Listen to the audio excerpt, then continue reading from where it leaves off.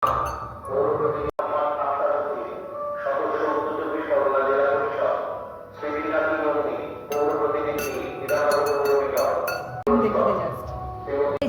দাদাভাই আজকে হাঁটতে গিয়ে নিম পাতা নিয়ে এসছে। আজকে নিম বেগুন করব। আর এখানে আগেকার নিম বেগুন মানে নিম পাতাগুলো রয়েছে সেগুলোকে একটু ছাড়িয়ে দিলাম। নিম পাতাগুলো কীভাবে স্টকে রাখি সেটাও তোমাদের সাথে শেয়ার করি। নিম পাতাগুলো পুরো কচি কচি দেখতে পাচ্ছ। এই পাতা দিয়ে নিম বেগুন খেতে কিন্তু ভালো লাগে, বেশ ভালো লাগে, কি বলো? আর এখন নিম পাতাগুলোকে ছাড়িয়ে পুরো ভেজে নেব। দাঁড়াও দেখাচ্ছি। আগে পুরোটা এই যা আছে সব পাতাগুলোকে ছাড়িয়ে নিই, ছাড়িয়ে এই গামলির মধ্যে রেখে দিই।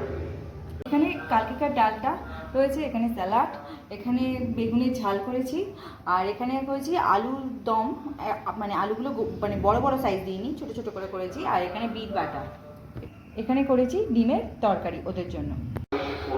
এই যে বন্ধুরা, এই যে এখন করছি যে নিম পাতাগুলোকে করেছি আর নিম বেগুন করা হবে।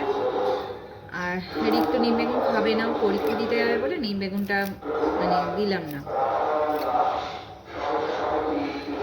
আর আমাদের এখানে আজকে ভালো একটা কাজ হচ্ছে, সেই জন্য মাইকে আওয়াজ হচ্ছে, কতটা কথা বলতে পারি জানি না।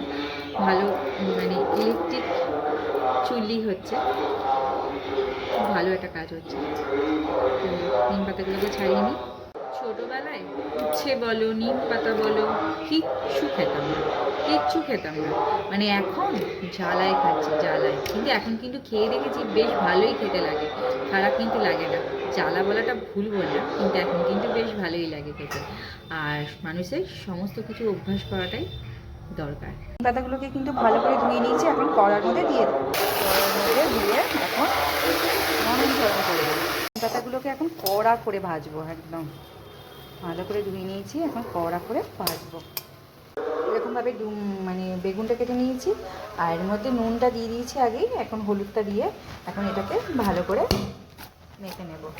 ছোটো থেকে এই নিম বেগুন খাওয়ার জন্য মানে লোকে বলতো খারে লোকে বলে কি মানে দিদা বলো, মা বলতো খা খা খা, কিছুতেই খেতাম না। আর এখন কিন্তু বেশ ভালো লাগে নিম বেগুন খেতে।